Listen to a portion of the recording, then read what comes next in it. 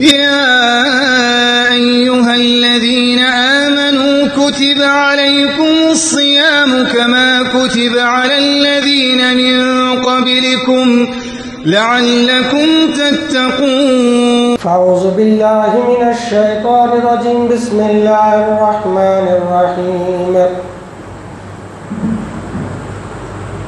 يا أيها الذين آمنوا اتقوا الله حق تقاته ولا تموتن إلا وأنتم مسلمون. وقال في موضع آخر: يا أيها الناس اتقوا ربكم الذي خلقكم من نفس واحدة وخلق منها زوجها وبث منهما رجالا كثيرا ونساء واتقوا الله الذي تساءلون به والأرحام إن الله كان عليكم رقيبا. يا أيها الذين آمنوا اتقوا الله وقولوا قولا سديدا يصلح لكم أعمالكم ويغفر لكم ذنوبكم ومن يطع الله ورسوله فقد فاز فوزا عظيما. فأعوذ بالله من الشيطان الرجيم. بسم الله الرحمن الرحيم. يا أيها الذين آمنوا كتب عليكم الصيام كما كتب على الذين من قبلكم لعلكم تتقون. رب اشرح لي صدري ويسر لي أمري واحلل عقدة من لساني يفقهوا قولي. ربی زدنا علما ربی زدنا علما ربی زدنا علما. قابل احترام بزرگان دین، امت محمدیہ کے عزیز نوجوان ساتھیوں، پردہ نشین ملت اسلامیہ کی ماں اور بہنوں، عزیز بچوں، تمام قسم کی تعریف و توصیف، حمد و ثنا، کبریائی، بڑائی، بزرگی اس وحدہ لا شریک کے لیے لائق و سزاوار ہے جس نے ہم اور آپ کو اس دار فانی کے اندر بے شمار مخلوقات میں انسان بنایا. انسانوں میں اللہ تبارک و تعالیٰ، اللہ کو ماننے والا، اللہ کی ذات پر ایمان لانے والا، توحید والا بنا کر کے پیدا فرمایا. اللہ تبارک و تعالیٰ کا اس نعمت پر جتنا بھی شکر گزاری کی جائے کم ہے.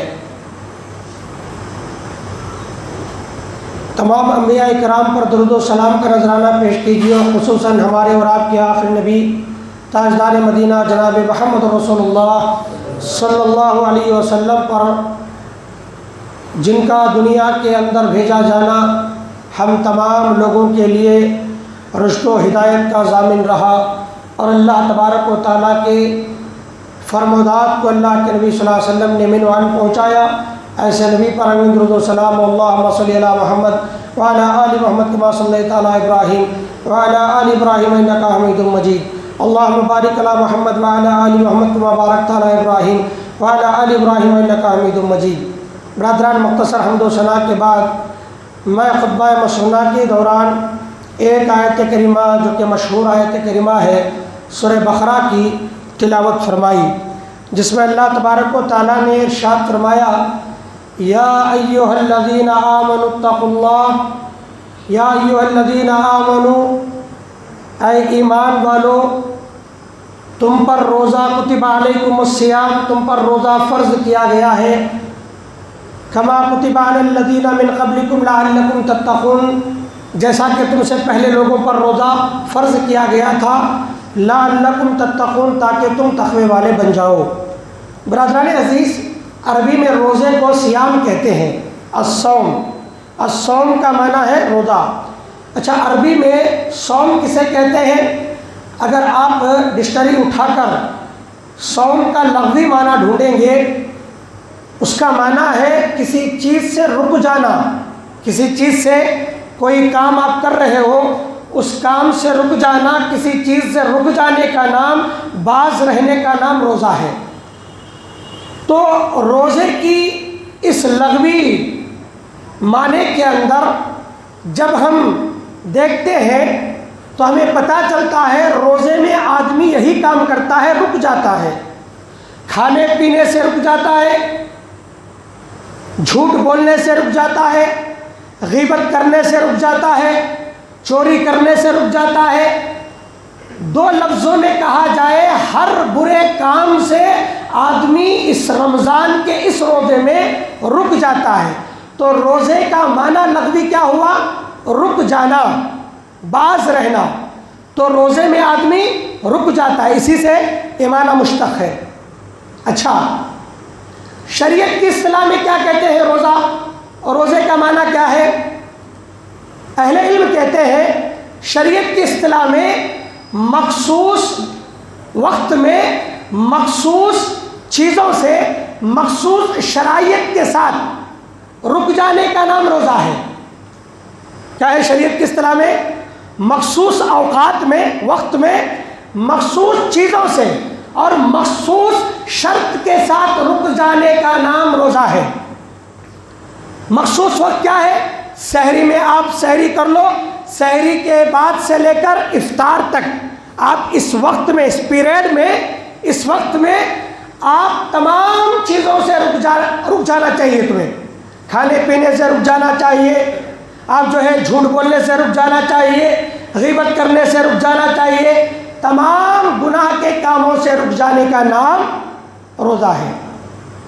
برادران عزیز، اس آیت پر جب ہم غور کرتے ہیں ایک ہمیں بنیادی اور بڑی پیاری بات معلوم ہوتی ہے. اللہ نے فرمایا لعلکم تتقون، روزہ تم پر فرض کرنے کا سب سے پہلا مقصد یہ ہے، سب سے پہلا مقصد اس آیت میں، تاکہ تمہیں تقوی والا بنا دیا جائے، پرہیزگاری تمہارے اندر پیدا کر دی جائے، تقوی کی زندگی تمہیں عطا کر دیا جائے، اس لیے روزہ تمہارے اوپر فرض کر دیا گیا ہے. اچھا، تقوی کسے کہتے ہیں یہ بھی سمجھتے چلیں، بات سمجھنے میں آسانی ہوگی. تقوی کہتے ہیں گناہ کے انجام سے ڈرنا. اگر آپ کوئی گناہ کا کام کرتے ہیں، اس کا انجام کیا ہوگا، اس انجام سے ڈرنے کا نام تقوی ہے. سمجھ رہے بات؟ آپ نے گناہ کیا اور گناہ کے بعد آپ سوچ رہے ہیں کہ میرا انجام کیا ہوگا، اور اس انجام کو سوچ کر کے اس گناہ سے بچ جاتے ہیں، اس کا نام تقوی ہے. اس کا نام تقوی ہے. یا یوں کہیے کہ انسان جو ہے گناہوں سے بچ کر نیکیوں کی طرف اس کی طبیعت کا مائل ہو جانا تقوی ہے. گناہ سے بچ کر نیکیوں کی طرف مائل ہونا. اب کیا ہو رہا ہے رمضان میں؟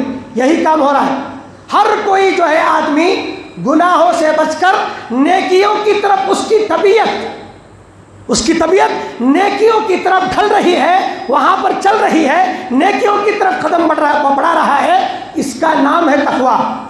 دیکھیے، رمضان کے علاوہ جتنے بھی ہم کام کرنے والے ہیں، چاہے آٹو چلانے والا ہو، چاہے جو ہے سائیکل چلانے والا ہو، چاہے مزدوری کرنے والا ہو، چاہے جو ہے بیلدار کا کام کرنے والا ہو، چاہے میکینک ہو، کوئی بھی ہو، غیر رمضان میں اسے ہر نماز میں حاضری دینا دشوار لگتا ہے کہ نہیں؟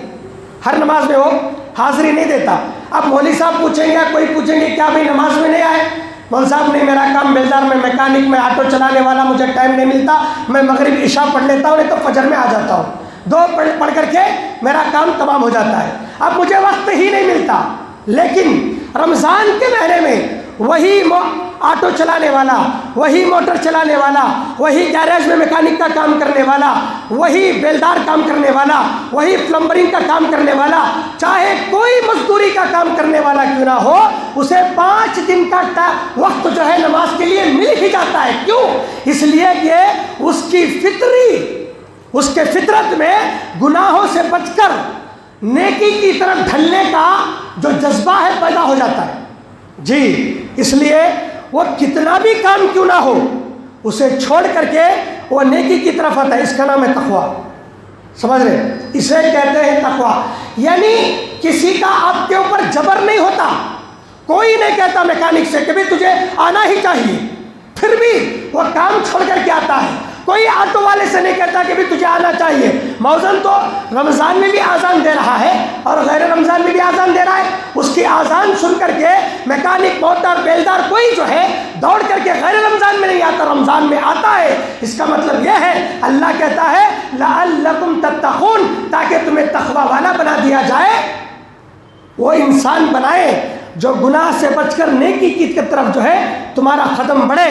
اور ایک ٹریننگ رمضان کے مہینے میں اللہ تبارک و تعالیٰ تمہارے ذریعے کرواتا ہے تاکہ اس ٹریننگ کو تم اپنے زندگی کے اندر ہمیشہ کے لیے استعمال کرو اور اس سے فائدہ اٹھاؤ. ہے کہ نہیں ہے؟ تو اس کا معنی ہے لعلکم تتقون. آدمی نیک گناہوں سے ہٹ کر کے نیکی کی طرف مائل ہو جانا اسے کہتے ہیں تقوی. اچھا تقوی معلوم ہوا. صحابہ کرام کو بھی تقوی کے تعلق سے کنفیوژن تھا. ایک مرتبہ یوں ہوا اور اس کا جو ہے آسان سا ڈیفینیشن بتاتے میں چلوں. لعلکم تتقون، روزے کا اصل مقصد ہے تقوی حاصل کرنا، یعنی تمہیں پرہیزگار والا بنانا، اللہ تبارک و تعالیٰ کا فرما بردار بندہ بنا دینا. اس کا نام ہے روزہ. سمجھ رہے؟ تو حضرت عمر فاروق رضی اللہ تعالیٰ نے ایک مرتبہ حضرت ابی بن کعب رضی اللہ تعالیٰ عنہ سے سوال کرتے ہیں، اے ابی بن کعب رضی اللہ تعالیٰ عنہ، تقوی کسے کہتے ہیں؟ آپ کو معلوم ہے کہ تقوی کسے کہتے ہیں؟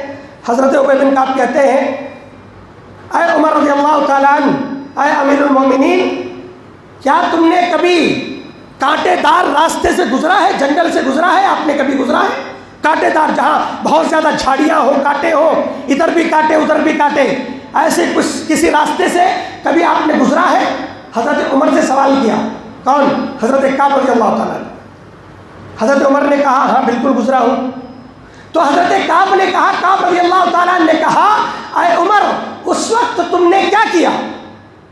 جب کانٹے دار راستے سے تم گزر رہے تھے اس وقت تم نے کیا کیا؟ حضرت عمر کہتے ہیں کہ اے کعب رضی اللہ تعالیٰ عنہ، میں نے یہ کوشش کی کہ میرا جو تہبند ہے، میرا جو کپڑا ہے، میرے کپڑوں کو میں سمیٹا اور ایک ایک قدم جو ہے میں بڑی ہوشیاری کے ساتھ، بڑی جو ہے ہوشیاری کے ساتھ میں رکھتے جاتا، کہیں کوئی کانٹا میرے پیر میں نہ چبھ جائے، کوئی موذی جانور مجھے کاٹ نہ لے، کسی چیز سے مجھے تکلیف نہ پہنچے. اس طریقے سے میں اپنے دامن کو بچاتے ہوئے بچتے بچتے اس راستے سے نکل گیا، اس راستے سے نکل گیا. حضرت کعب نے فرمایا یہی تو تقوی ہے. اللہ اکبر. کیا فرمایا؟ یہی تو تقوی ہے. تقوی کا مطلب یہ ہے کہ دنیا کے اندر تمہارے پاس بہت سارے مسائل، بہت سارے گناہ تمہارے ارد گرد موجود ہیں، بہت ساری دنیا میں آج جو ہے ہر دن ایک نیا فتنہ، ہر دن ایک نیا گناہ، ہر دن برائیوں میں تمہاری زندگیاں چل رہی ہیں. ایسے عالم میں اپنے آپ کو بچا کر، ان گناہوں سے بچا کر، ان فتنوں سے بچا کر، ان برائیوں سے بچا کر، چوری سے بچایا جائے، زنا سے بچایا جائے، ڈکیتی سے بچایا جائے، سود سے بچایا جائے، جھوٹ سے بچایا جائے، غیبت سے بچایا جائے، ہر طریقے کی برائیوں سے اپنے آپ کو بچا کر کے چلنے کا نام تقوی ہے. اللہ اکبر. حضرت کعب رضی اللہ تعالیٰ نے یہ ڈیفینیشن بیان فرمایا. تو ایک سرسری ہمیں جو ہے مقصد معلوم ہوا، اور اللہ تبارک و تعالیٰ نے جو واحد مقصد، پہلا مقصد بیان فرمایا وہ کیا تھا؟ تقوی، تمہیں پرہیزگار انسان بنا دیا جائے.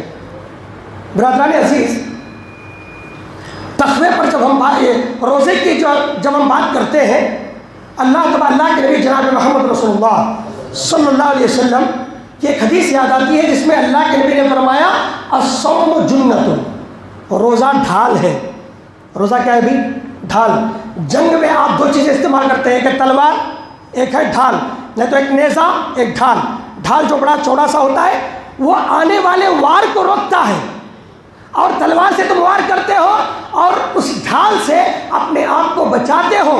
نبی نے کہا روزہ تمہارے لیے ڈھال ہے، تم جو ہے زندگی بھر اپنے آپ کو اس روزے کے ذریعے آنے والے گناہوں سے بچاتے رہنا.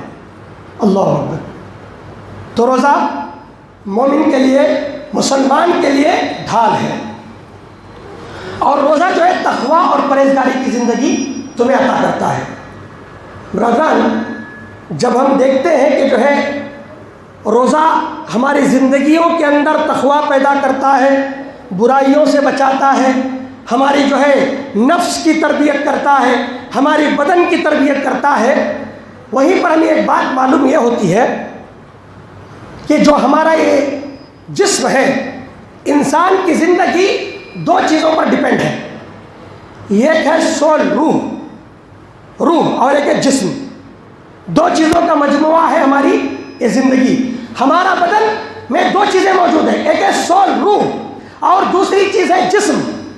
اب جسم اور روح، ان دونوں کی تربیت کا نام روزہ ہے. ان دونوں کی تربیت، ایک کی تربیت نہیں، دونوں کی تقوی کے ذریعے روح کی تربیت ہو رہی ہے اور بھوک اور پیاس کے ذریعے جسم کی تربیت ہو رہی ہے. تو روح کی تربیت اور جسم کی تربیت جہاں پر ممکن ہے، وہ انسان کامل انسان بنتا ہے، وہ انسان مکمل انسان بن سکتا ہے، ورنہ وہ کامل انسان نہیں بن سکتا. وہ کامل انسان ہرگز نہیں بن سکتا. برادران عزیز، امریکہ کا ایک ماہر نفسیات، سائیکالوجسٹ کہتے ہیں اسے، ماہر نفسیات، سائیکالوجسٹ، اس کا نام ہے ابراہم میسلو. اس نے ایک تحقیق کیا انسانوں پر. وہ پوری تحقیق کرنے کے بعد اپنی تحقیق کو لکھتا ہے، کہتا ہے انسان کی بنیادی ضرورتیں صرف 3 چیزیں. کون؟ Abraham Maslow. کیا کہتا ہے؟ سائیکالوجسٹ ہے، بہت بڑا امریکہ کا سائنسدان. وہ کیا کہتا ہے؟ انسان کی زندگی کے بنیادی 3 ہی چیزیں، بنیاد 3 ہی چیزیں، تینوں چیزوں پر انسان ٹکا ہوا ہے. وہ کیا کہتا ہے؟ نمبر 1 فوڈ، غذا. ایک ہے فوڈ اور ایک ہے واٹر، اور تیسرا ہے رہائش. رہائش کسے کہتے ہیں معلوم؟ مکان. روٹی کپڑا مکان ہے کہ نہیں؟ یہ مشہور ہے مغربی تہذیب میں ہمارے یہاں. روٹی کپڑا مکان، یہ 3 چیزیں انسان کی بنیادی ضرورت ہے. کس نے کہا معلوم ہے؟ یہ پہلے ڈاروین کا نظریہ ہے. ڈاروین کے نظریے کو اس نے ابراہم میسلو نے اس نے کیا کیا؟ یہ 3 چیزیں بیان فرمائی. کیا ہے؟ ایک ہے غذا، ایک ہے پانی، اور ایک ہے رہائش، گھر مکان. اگر یہ 3 چیزیں انسان کو مل جائے، انسان بہت بلندیوں پر پہنچ جاتا ہے، بہت بلندیوں پر پہنچ جاتا ہے. اور ڈاروین کا نظریہ کیا ہے؟ ڈاروین کہتا ہے انسان اصل میں جانور ہے، اور جانور کی صرف یہ 3 ضرورتیں ہیں. ڈاروین کیا کہتا ہے معلوم؟ انسان اصل میں جانور ہے، انسان کی اصلیت جانور ہے، جانور سے انسان نکلا. معلوم ہے کہ ڈاروین کا نظریہ معلوم ہے نا کہ وہ کیا کہتا ہے؟ بندر سے انسان بنا. تو اس طریقے سے کیا کہتا ہے؟ دیکھیں، جانور کی جیسے صرف 3 ضرورتیں ہیں کہ اسے کھانا ملے، پانی ملے، رہنے کے لیے جگہ ملے، ختم اس کی زندگی. کھائے گا، پیے گا، کہیں سو جائے گا، مر جائے گا، اس کی زندگی ختم. اسی کو ابراہم نے بیان کیا کہ زندگی روٹی کپڑا مکان، یہی 3 چیزیں ہیں، اس کے علاوہ کوئی چیز نہیں.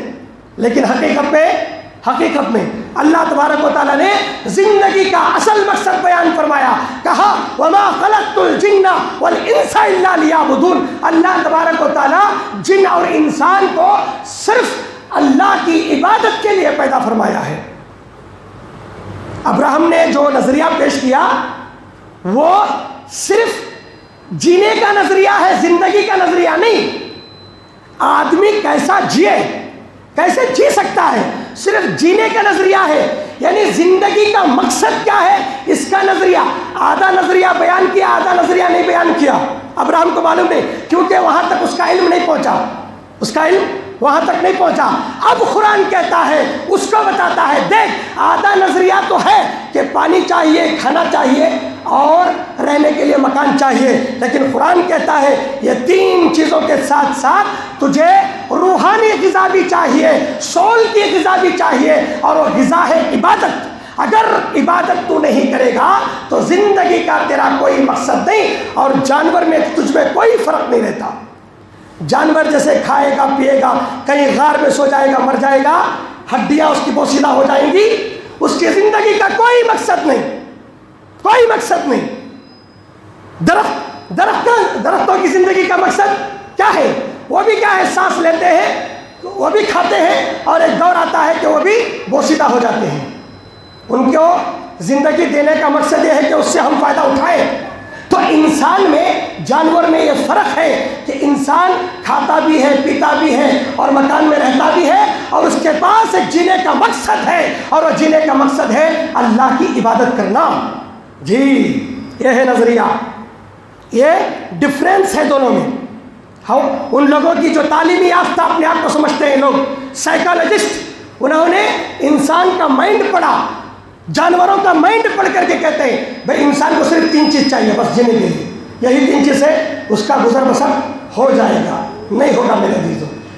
اگر انسان کو روحانی غذا مل گئی، انسان کو صرف جو ہے بدنی غذا ملی، روحانی غذا نہیں ملی۔ آپ افریقہ کے جنگلوں میں دیکھ لیں، یا بڑے بڑے ایسے جنگلات میں جائیں آپ، جہاں پر جو ہے آدیواسی لوگ رہتے ہیں، آدیواسی، ان کو صرف ایک غذا ملی۔ کون سی غذا؟ صرف بدن کی۔ پانی پینے کے لیے پانی ملا، کھانے کے لیے اناج ملا، رہنے کے لیے غار ملے یا مکانات ملے یا درخت ملے۔ ان کے پاس کوئی روحانی غذا نہیں۔ اب ان کو دیکھو، وہ لنگے گھومتے ہیں، کپڑا ہی نہیں پہنتے، لنگے گھومتے ہیں، وہ جو چاہے کھاتے، سانپ ملا سانپ کھائے، بچھو ملا بچھو کھائے، سور ملا سور کھائے، جو چیز ملی پیٹ بھرنے کے لیے کھا لیا۔ کوئی اخلاق نام کی چیز نہیں۔ جانوروں سے ان کی جو ہے کیا ہوتا ہے، نفسانی خواہشات پوری کی جاتی ہے۔ وہ جانوروں سے ملتے ہیں نا، جانوروں سے نفسانی خواہشات کوئی تصور نہیں ہے۔ ان کو کیا ملا؟ صرف بدنی غذا ملی، روحانی غذا نہیں ملی۔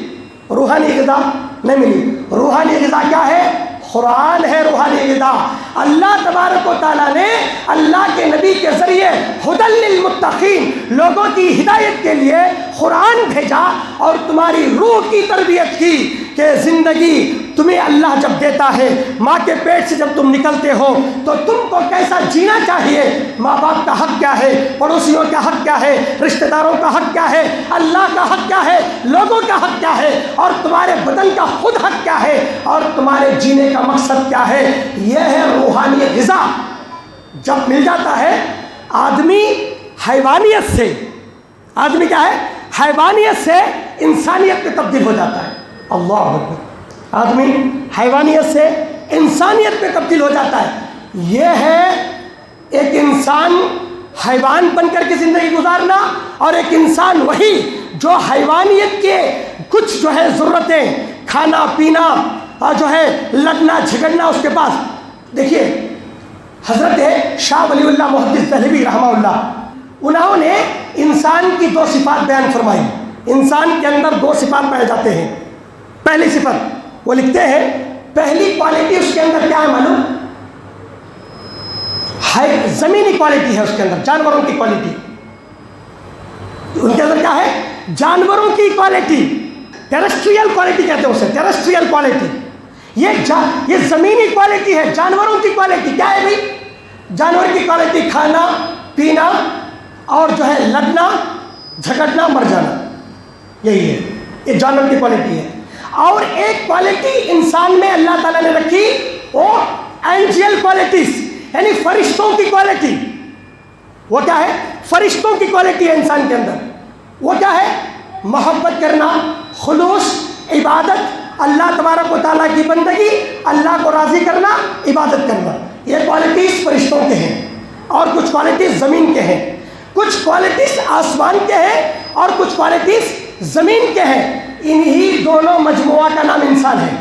جی جانوروں کی کوالٹی بھی اس کے اندر ہے، اور آسمان میں فرشتوں کی کوالٹی بھی انسان کے اندر ہے۔ اور جو آدمی جس کوالٹی پر زیادہ محنت کرتا ہے وہ ویسا ہی بنتا چلا جاتا ہے۔ جی جو آدمی جس کوالٹی پر زیادہ محنت کرتا ہے، کھانا کھانا کھانا کھانا، اتنا موٹا ہو جاتا ہے، کھا کھا کے مر جاتا ہے آدمی۔ کوئی آدمی لڑائی جھگڑا فساد فتنہ اسی میں چل جاتا ہے آدمی، اسی میں خاتمہ۔ کوئی آدمی عبادت کرنا، نماز پڑھنا، روزہ رکھنا، زکوٰۃ دینا، حج کرنا، اللہ کے جو ہے دین کے کاموں میں حصہ لینا، محبت سے، یہ تمام جو کام کرتا ہے وہ آدمی انہی کاموں میں آگے بڑھتا جاتا ہے، اور اس میں اس کی روح کی تربیت ہوتی ہے۔ لیکن روزے میں ان دونوں کی تربیت ہوتی ہے، ایک زمینی تربیت اور ایک آسمانی تربیت۔ ایک جانوروں کی کوالٹی، کھانے پینے کی تربیت بھی ہوتی ہے، اس میں ایسی ہوتی ہے. اللہ نے فرمایا، اللہ کے نبی نے کیا فرمایا؟ الصوم جنتن، الصوم جنتن، روزہ ڈھال ہے، روزہ ڈھال ہے تمہارے لیے بچنے کے لیے. تو اللہ تبارک و تعالیٰ نے روزے کو، اللہ کے نبی نے روزے کو ڈھال کہا، روزے کو ڈھال کہا. اس کا مطلب یہ ہے کہ کچھ ایسے امور ہیں، کچھ ایسے چیزیں ہیں، جائز چیزیں، ان جائز چیزوں سے بچنے کا نام بھی روزہ ہے. ان جائز چیزیں، دیکھیے پانی پی سکتے ہیں، پانی آپ پی سکتے ہیں، لیکن کچھ مخصوص وقت میں اللہ تبارک و تعالیٰ نے تمہیں پانی پینے سے روکا ہے کہ نہیں؟ کھانا کھا سکتے ہیں، لیکن کچھ مخصوص وقت میں اللہ تعالیٰ نے تمہیں کھانا کھانے سے روکا. اور آپ جو ہے جوس وغیرہ پی سکتے ہیں، اللہ تعالیٰ نے کچھ مخصوص وقت میں ان تمام کھانوں سے اللہ نے تمہیں روکا. اچھا، بیوی سے ملاقات کر سکتے ہیں، اللہ تبارک و تعالیٰ نے مخصوص وقت میں روزے کے حالت میں اس سے روکا. اس سے ایک بات یہ معلوم ہوتی ہے، اللہ تعالیٰ چند جائز چیزوں کو روزے کی حالت میں اس لیے روکتا ہے تاکہ جب انسان جائز کاموں سے رکتا ہے تو اسے ناجائز کاموں سے رکنے کے لیے طاقت ملتی ہے. ناجائز کاموں سے رکنے کے لیے اور بھی زیادہ پاور ملتا ہے، اسے طاقت ملتی ہے. جب آدمی پانی پینا جو بنیادی ضرورت ہے، کھانا کھانا جو بنیادی ضرورت ہے، اس سے ہی آدمی رکتا ہے، تو گٹکا کھانے سے نہیں رک سکتا، سگریٹ پینے سے نہیں رک سکتا، شراب پینے سے نہیں رک سکتا. اب دیکھیں پانی سے رک رہا ہے اور جو ہے غذا سے رک رہا ہے، اس طریقے کی چیزوں سے رک رہا ہے، تو اللہ تبارک و تعالیٰ نے روزے کی حالت میں اسے اس لیے روکا ہوا ہے تاکہ انسان گناہ کے کاموں سے رکنے میں اسے طاقت ملے، سہولت ملے اور اسے کوئی تکلیف محسوس نہ ہو. ایک آدمی جو شراب کا عادی ہے، ایک آدمی جو گٹکا سگریٹ پینے کا عادی ہے، اب اسے رمضان ملا. اب اللہ کہتا ہے، دیکھ بھائی تجھے گٹکا چھوڑنے کے لیے اور جو ہے شراب پینا چھوڑنے کے لیے تکلیف ہو رہی ہے، اب ایک رمضان یعنی ایک مہینہ تو پریکٹس کر، ایک مہینہ پریکٹس کر تاکہ تجھے ایک دن کا 30 دن کا وقت جو ہے مدد دے آنے والے دنوں میں حرام کاموں سے بچنے کے لیے. حرام کاموں سے بچنے کے لیے اللہ تبارک و تعالیٰ نے تمہارے اندر یہ صلاحیت پیدا کرنے کے لیے اور روزہ تمہارے لیے فرض کیا ہے. اللہ اکبر. برادران عزیز، ماہر سائنسدان ہے ایلن پاٹ، اس کا نام ہے ایلن پاٹ. اس نے جو ہے اپنی ایک تحقیق میں لکھتا ہے، کہتا ہے کہ اس کی کتاب ہے fasting as way of life. اس کی کتاب ہے fasting as way of life.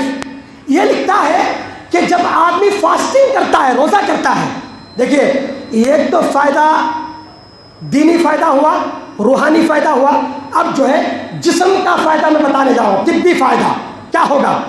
تو یہ لکھتا ہے جب آدمی فاسٹنگ کرتا ہے، روزہ رکھتا ہے، 12 گھنٹے 15 گھنٹے یہ جو ہے محنت کر کے بھوک و پیاس سے اپنے آپ کو برداشت کرتا ہے، وہ کہتا ہے اس کے اندر ڈائجسٹو سسٹم آٹومیٹکلی دوبارہ جو ہے فاسٹ کام کرنے لگتا ہے، دوبارہ اسے فاسٹ کام کرنے لگتا ہے. کون سا؟ ڈائجسٹو سسٹم، ہاضمہ. کسی آدمی کا ڈائجسٹو سسٹم برابر نہیں ہے، اچھا نہیں ہے، تو آدمی کیا کرے؟ روزہ رکھے. فاسٹنگ میں کیا ہوتا ہے؟ انسان کا جو معدہ ہے اس کے اندر جو پاچن شکتی ہے وہ آدمی کے اندر سال بھر کھانے کی وجہ سے سلو ہو جاتا ہے، سال بھر کھانے کی وجہ سے کمزور پڑ جاتا ہے. یہ سائنسدان کہتا ہے اگر کوئی آدمی سال کے 30 دن یا 40 دن روزہ رکھتا ہے، کتنے دن؟ 30 یا 40 دن روزہ رکھتا ہے، اور تو اس کے اندر آٹومیٹکلی ڈائجسٹو سسٹم پھر سے جو ہے کام کرنے لگتا ہے اور اس کا ڈائجسٹو جو ہے سسٹم اچھا ہو جاتا ہے، اسے کوئی ہاضمے کی تکلیف نہیں ہوتی. اور اسی طرح سینٹرل نروس سسٹم جو برین کام کرنے والا ہے وہ سینٹرل نروس سسٹم بھی آدمی کا ری ایکٹیویٹ ہو جاتا ہے، اور وہ آدمی روزے سے پھر سے ایک توانائی حاصل کرتا ہے جسم کے اندر. اس کے اندر جو زہریلے مادے ہیں مر جاتے ہیں، ختم ہو جاتے ہیں زہریلے مادے. آدمی ایک وقت سے ایک وقت تک بھوکا رکھے تو سائنسدان یہ کہتا ہے، سائنس اور ٹیکنالوجی آج کی یہ کہتی ہے کہ فاسٹنگ کرنے کی وجہ سے، روزہ رکھنے کی وجہ سے انسان ایک مشین ہے. انسان کیا ہے؟ ایک مشین ہے. This is one of the machine. یہ کیا کرتی ہے معلوم؟ ورک کرتی ہے اپنے اندر، اپنے آپ کو میٹابولزم بلڈ کرتی ہے. تو جب آپ فاسٹنگ کرتے ہیں تو یہ کیا کرتی ہے؟ انسان کے اندر رہنے والے زہریلے مادے کو آہستہ آہستہ پیٹ جو ہے اسے کھانے لگتا ہے اور زہریلے کیڑوں کو مار دیتا ہے. بہت زہریلے کیڑوں کو مار دیتا ہے. اس سے انسان کینسر سے بچ جاتا ہے. جی، روزے سے آدمی کینسر سے بچ جاتا ہے، شوگر سے بچ جاتا ہے، بی پی سے بچ جاتا ہے. جو آدمی سال میں 1 مہینے کے روزے رکھتا ہے وہ آدمی کو کبھی کینسر نہیں آ سکتا، اسے کبھی شوگر نہیں آ سکتا. اگر آ جائے اللہ ماشاء اللہ، وہ اللہ کی طرف سے آزمائش ہے. لیکن سائنسدان یہ کہتا ہے آج کا، اگر کوئی آدمی 30 دن سے 40 دن کا روزہ رکھتا ہے تو ایسے آدمی کو خون کی پیورٹی اتنی اچھی ہوتی ہے، خون کے اندر رہنے والے جو غلیظ مادے، زہریلے مادے ہیں مر جاتے ہیں، ختم ہو جاتے ہیں، اور اس کے پیٹ کے کیڑے مر جاتے ہیں. اس کے اندر پیٹ میں رہنے والے کیڑے مر جاتے ہیں اور اس کے اندر ایک نئی ہیومینٹی پاور بڑھتا ہے، آدمی جوان ہوتا چلا جاتا ہے. جی، یہ سب فیک باتیں نہیں ہیں، یہ ریسرچ کیے ہوئی باتیں ہیں جنہوں نے، سائنسدانوں نے یہ واضح کیا ہے. آج 1400 سال پہلے اللہ کے نبی نے بتایا تھا کیا؟ روزہ تمہارے لیے ایک جو ہے ڈھال ہے تمہاری زندگیوں کے لیے. روزہ تمہارے اندر تقویٰ پیدا کرتا ہے، روزہ تمہارے اندر پرہیزگاری پیدا کرتا ہے، روزہ تمہاری جسم کی غذا ہے اور تمہاری روح کی غذا ہے. تمہارے جسم کو بھی پاک کرتا ہے غلیظ بیماریوں سے اور تمہاری روح کو بھی پاک کرتا ہے غلیظ عادتوں سے. روزہ یہ جو ہے روح اور جسم دونوں کی غذا ہے روزہ. اسی لیے اللہ نے فرمایا لعلکم تتقون، تاکہ اللہ تمہیں تقویٰ والا بنائے، پرہیزگار والا بنائے. برادران عزیز، اردن یونیورسٹی میں ایک سائنسدان نے ریسرچ کیا، روزے داروں پر ٹیسٹ کیا. 40 پر 2 آدمی مردوں پر اور 26 عورتوں پر. انہوں نے، ان کی عمر لگ بھگ 15 سال سے 60 پر 4 سال کے درمیان تھی. اس نے جو ہے ان تمام روزے داروں پر ایک ریسرچ کیا. روزہ رکھنے سے پہلے وہ ٹیسٹ کرتا ہے ان کا وزن کتنا ہے، ان کے اندر گلوکوز کتنا ہے، ان کے اندر فیٹ کتنا ہے، ان کے اندر انرجی کتنی ہے. تمام ٹیسٹ کیے اور 1 مہینہ روزہ رکھنے کی اجازت دی. روزہ رمضان کا پورا ہوا. آخری روزے میں انہوں نے پھر سے ٹیسٹ کیا. ٹیسٹ کر کے یہ انکشاف کرتا ہے کہ اس 30 دن کے روزوں کے اندر ایک تبدیلی ہوئی، صرف ایک تبدیلی. وہ تبدیلی کیا تھی؟ 4 سے 6 kg وزن لوگوں کا کم ہو گیا. نہ اس کا ہیومینٹی پاور کم ہوا، نہ گلوکوز کم ہوا، نہ خون میں طاقت کمی ہوئی، کسی چیز کی کمی نہیں آئی، الا یہ کہ اس کا وزن کم ہو گیا. وزن کم ہونے سے جو سست مرغا تھا ایکٹیو ہو گیا. پھر سے کیا ہو گیا؟ ایکٹیو. مفسرین کہتے ہیں روزہ آدمی کو پھر سے جوان بناتا ہے. جی، روزہ آدمی کو جوان ایکٹیو ہوتا ہے. دیکھیے آپ، آدمی پیٹ بھر کر کے کھائے کام کرے لیکن خالی پیٹ کام کرے، دونوں میں فرق ہے. خالی پیٹ آدمی بہت پھرتیلی سے کام کرتا ہے، بھرا پیٹ آدمی پھرتی سے کام نہیں کرتا، تھوڑا کام کیا سست ہوا اور سو گیا. تو روزہ جہاں پر روحانی غذا فراہم کرتا ہے، وہیں پر روزہ جو ہے انسان کے اندر، جسم کے اندر پیدا ہونے والی بری بیماریوں کا بھی خاتمہ کرتا ہے. تو ذرا اندازہ لگائیے، جس کو اللہ تبارک و تعالیٰ نے جس شریعت میں ہمارے اوپر نافذ فرمایا، جس ہدایت کو اللہ تعالیٰ نے انسان پر عائد فرمایا اور جس انسان کو اللہ نے خود پیدا فرمایا، اللہ تبارک و تعالیٰ کا علم کتنا وسیع ہوگا اور اللہ تبارک و تعالیٰ اپنے بندوں سے کتنا محبت کرتا ہوگا. یہ چاہتا ہے کہ بندہ بیماری سے بھی بچے اور بندہ روحانی غذا سے بھی کیا ہے وہ مالا مال ہو جائے. برادران عزیز، ایک اور بات میں بیان کر کے اپنی بات ختم کر دوں. کبھی کبھی سیزن ایسا بدل جاتا ہے کہ سردی کا موسم آتا ہے اور آسمان سے برف گرنے لگتا ہے. ایسے عالم میں جانوروں کو غذا نہیں ملتی. ایک ماہر سائنسدان ہے یورپ کا جو وہ کیا کہتا ہے معلوم؟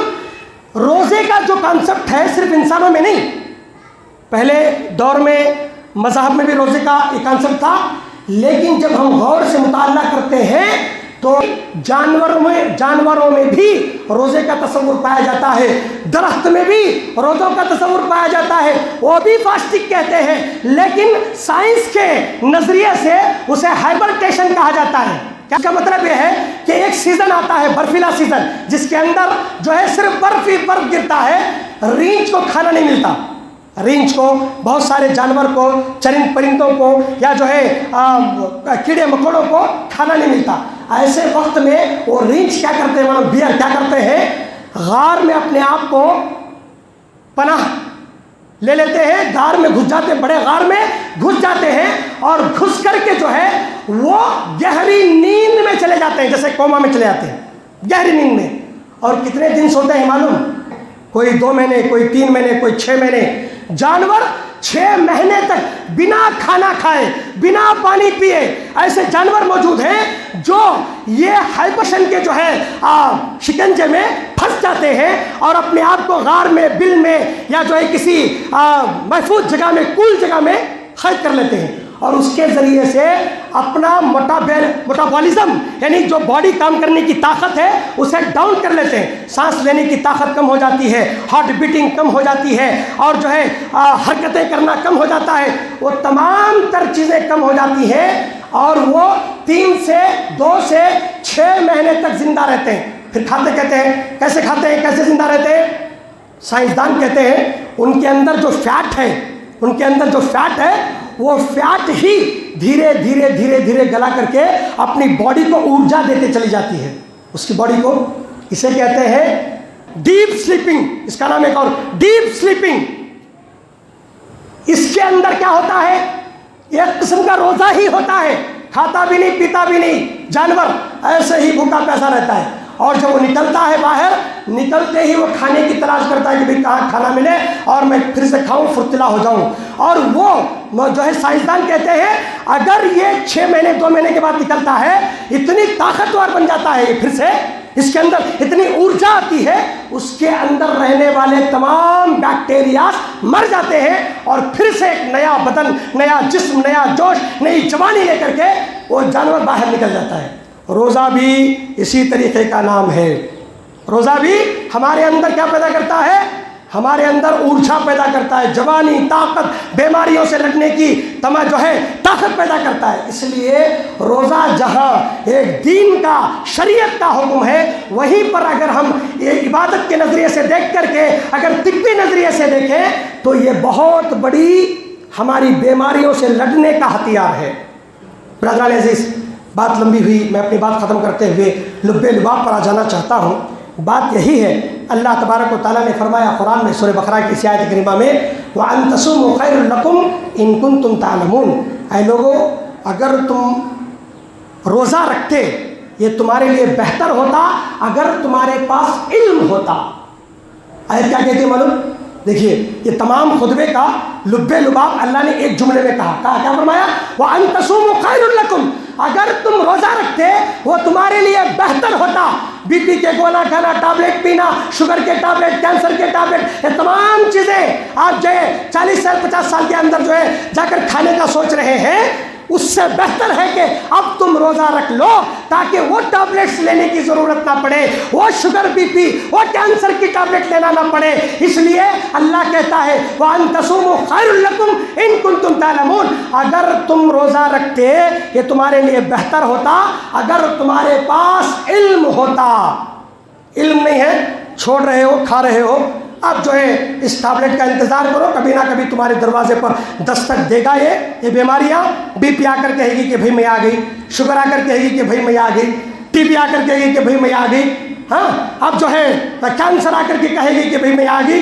اب ان کا آنے کا مطلب کیا ہے؟ تمہارا ٹکٹ اب کٹنے والا ہے، مطلب تمہارا کٹنے والا ہے. اب گولیوں میں زندگی بسر ہوتی ہے۔ اللہ سے دعا کریں اللہ مجھے اور آپ کو عمل کی توفیق عطا فرمائے اور روزے کی برکتوں سے مالا مال ہونے کی توفیق عطا فرمائے۔ اللہ روزہ رکھنے کی توفیق عطا فرمائے۔ اللہ روزے کی برکتوں سے اور روزے کی جو بھی اللہ تبارک و تعالیٰ نے اجر و ثواب اللہ کے نبی نے بیان فرمائے، اللہ تعالیٰ ان تمام اجر و ثواب سے ہمیں مالا مال فرمائے۔ اللہ ہمیں عمل کی توفیق عطا فرمائے، آمین۔ السلام علیکم و رحمۃ اللہ وبرکاتہ۔